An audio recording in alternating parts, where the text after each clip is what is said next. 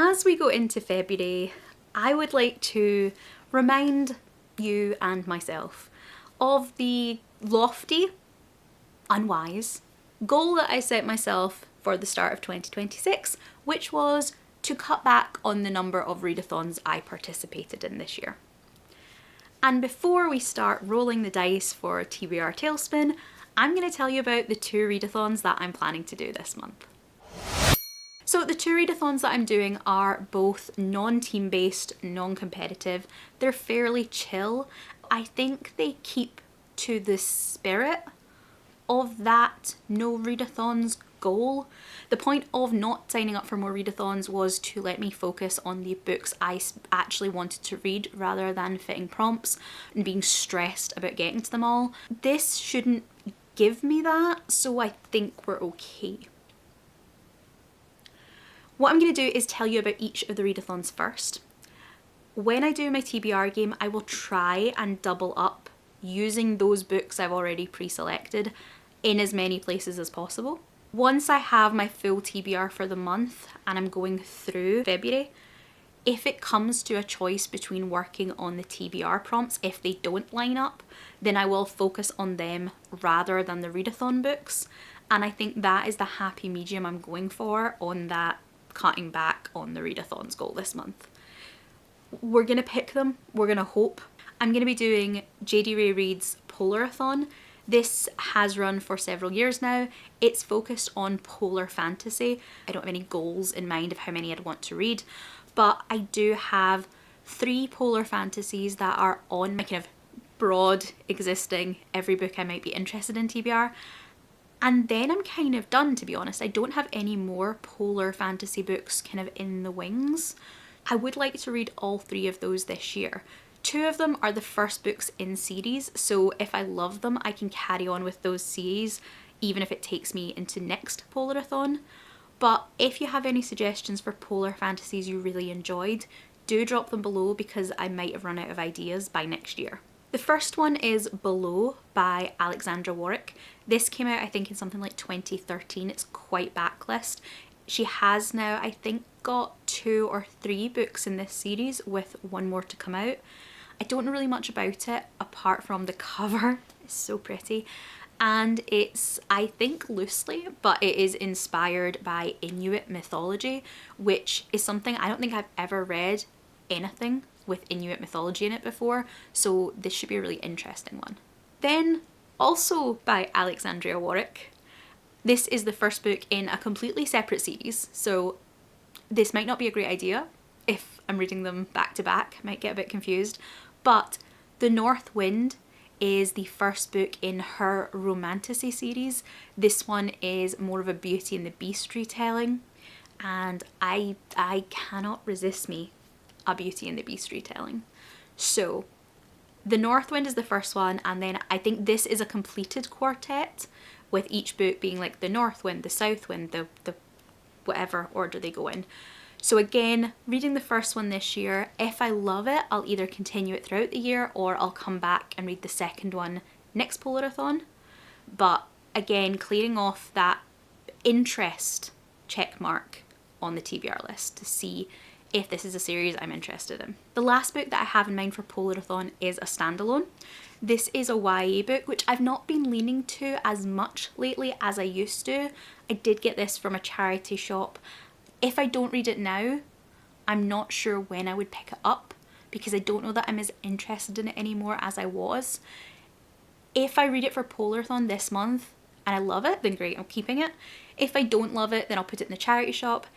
Honestly, if I just don't get to it this month, as I was saying, I'm going to prioritise that TBR game. If I just don't get to this month, then I probably will hand it in to a charity shop anyway.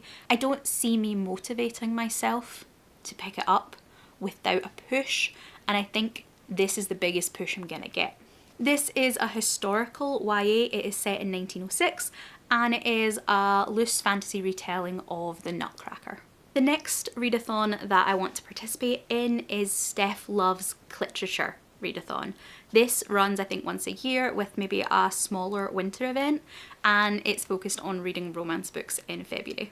The readathon comes with a bingo board, and for this round it looks like this.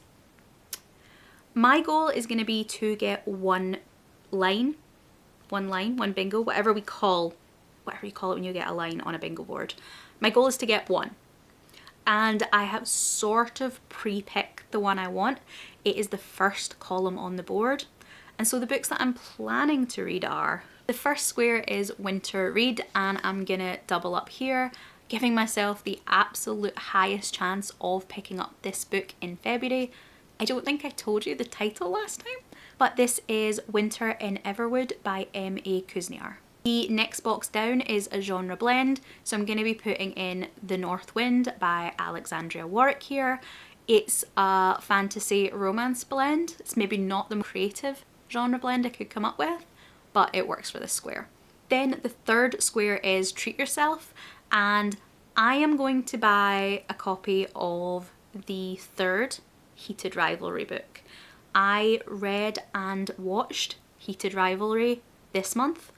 I read the first and second books, Game Changer and Heated Rivalry, and I really enjoyed both. I do want to continue the series, so I'm going to pick up a copy of the third book, Tough Guy, and hopefully read that this month.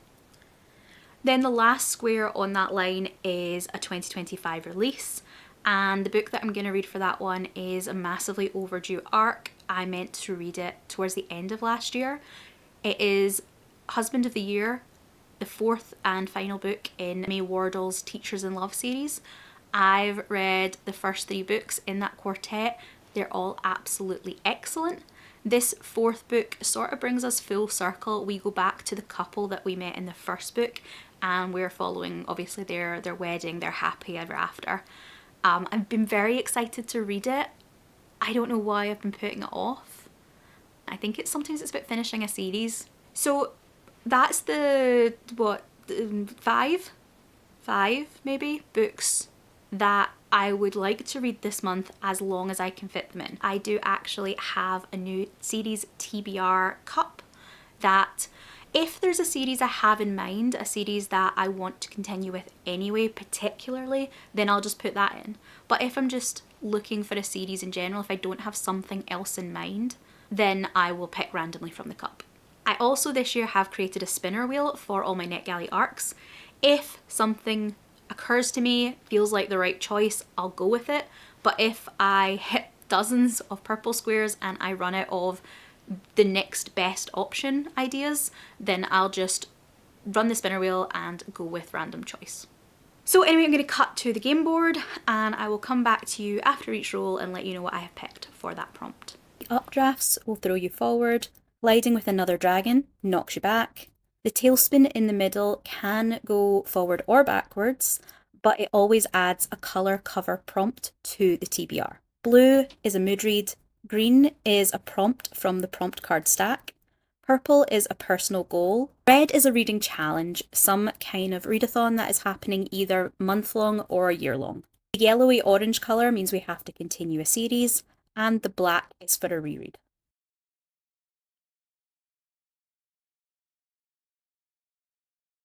We are using our 20-sided dice again, and the first roll is going to be a 4.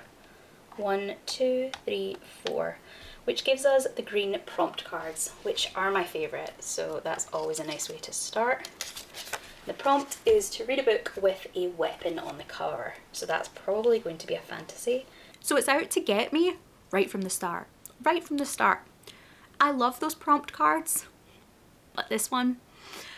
The prompt is to read a book with a weapon on the cover, and are any of my 5 books weapon? No, they're not. No, they're not. But I do have an arc that is probably my most anticipated book of definitely the first half of 2026, if not the full year.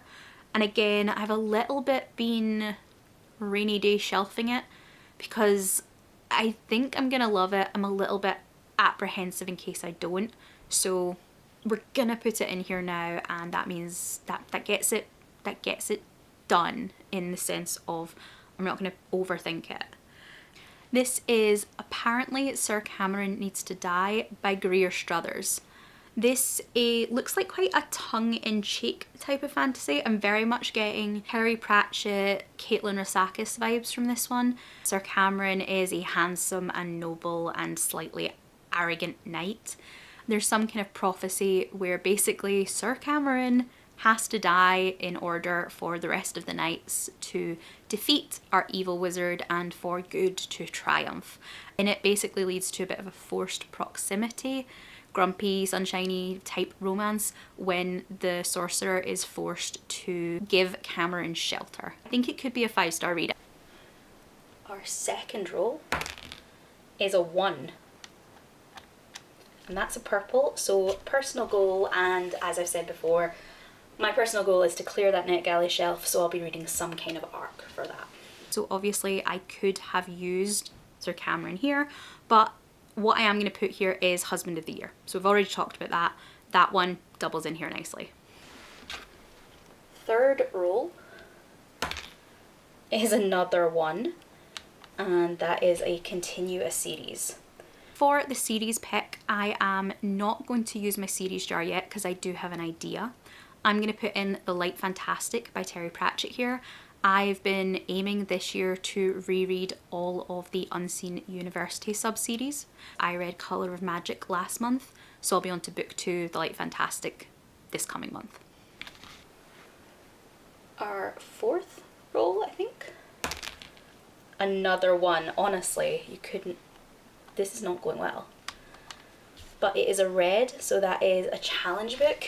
Anything from any of the Buzzwordathon, any other kind of year-long challenges that I'm doing. Luckily, there are plenty of those to pick from at this time of year, so I should be able to find something, no problem. For the challenge square, the challenge that I've chosen is the Year in Aldea challenge. I think that's the one I want to prioritise. Obviously, if I roll it again, then that's great because I can put in Buzzword or whatever, but Aldea, you get points if you read the book in the month that the prompt is for, so there's an extra incentive for that to be the one I read this month. The prompt is to pick a book on the bottom, the bottom shelf of your bookshelf, and my bookshelf really screwed me over on this one because on the bottom row I keep all of my kind of like quarto size books, so like all my non-fiction, all my reference books. I have boxes of printer cartridges and all there's not a lot on those bottom shelves, and what is there is like non-fiction and stuff that I just don't read anymore, so I don't have a lot of choices.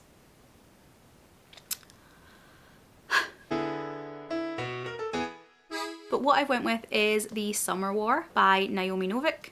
This was sold to me by a friend as Cersei from Game of Thrones redemption arc story from her point of view.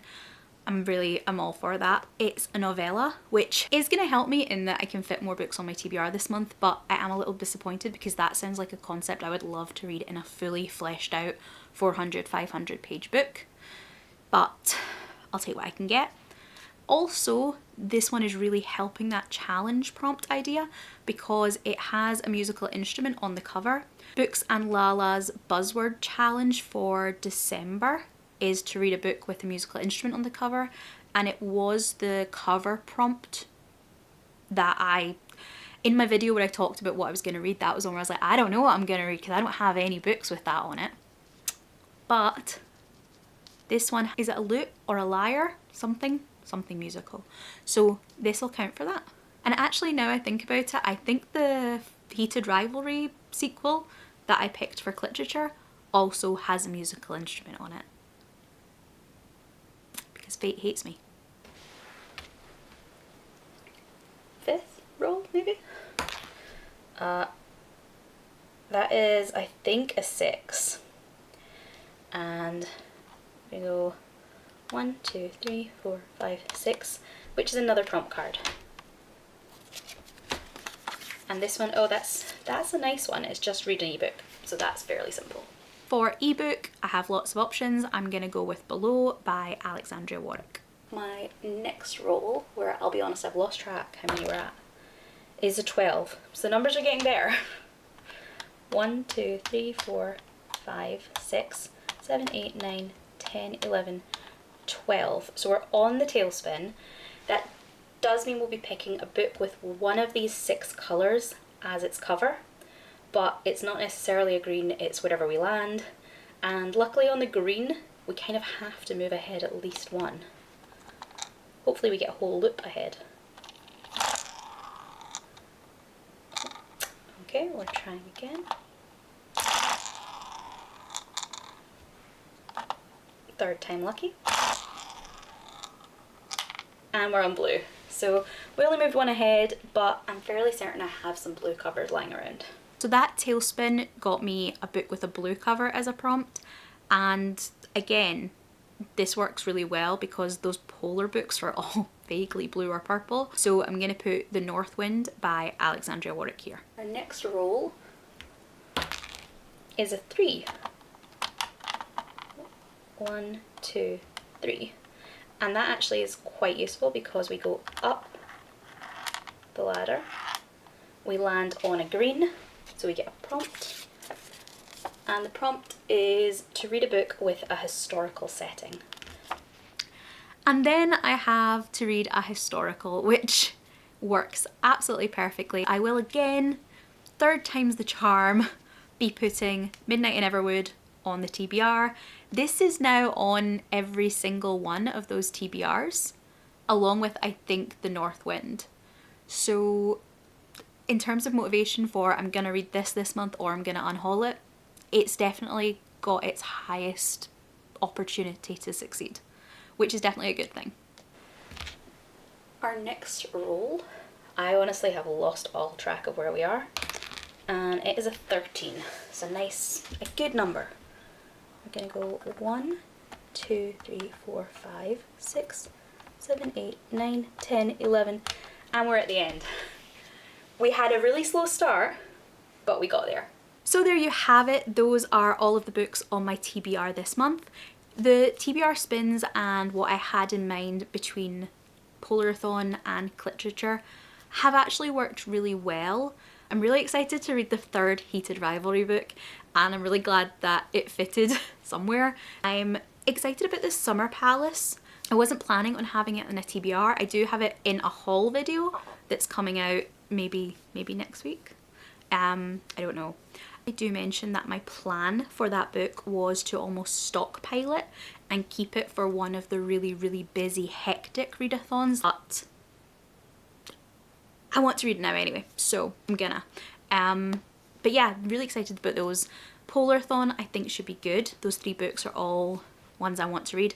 I have a couple of the would-be rereads, but are maybe Polarathon backups that I might get to if these books are duds. If I read them and I do not love them, but I still want to read something for Polarathon, I do have a couple of rereads I could go back to. The entire Catherine Arden Winternight trilogy that starts with The Bear and the Nightingale has been on my I want to reread this book series for a few years now, so that's an option. The first book in the Memoirs of Lady Trent series, I would need to double check, but I'm fairly certain that has some kind of snowy setting. And again, last year I did have the notion that I would quite like to reread the Lady Trent books. It's been a long time since I read them, but I remember them being really good, and I've seen it kind of kicking off again recently. I think because of the cozy fantasy, light academia trend that's coming in, the Marie Brennan books are getting a little bit of a moment again in the spotlight. The first one would be A Natural History of Dragons and A Winter's Promise, which is the first book in the Mirror Visitor quartet by Christelle Dabos, I think. I don't know if that's how you pronounce it. I read that first book a couple of years ago. I really enjoyed it, but I did feel like I wasn't fully taking it in, and so I would like to continue with the series. I'd like to read the whole quartet, but I think I might want to reread that first book before I do. Ideally, I'm not going to get to them, because ideally I'm going to love the books I've picked as first reads. Rereads are there as potentials. I guess those might be books that I would take with me into 2027 and next year's Polarathon if I can't find something else, something fresh that interests me. If you have any polar fantasy suggestions, again, I think I asked earlier, but please do leave them in the comments for me. I will save them somewhere and I will pull them out when I need them for next year. If you've got to this point in the video, thank you so much for watching. Please leave me some kind of cold weather snowflake emoji. If you want to see how I get on with these books, then please do subscribe to the channel. I would love to hear from you, and I really hope that I'm going to see you in the next video. Goodbye.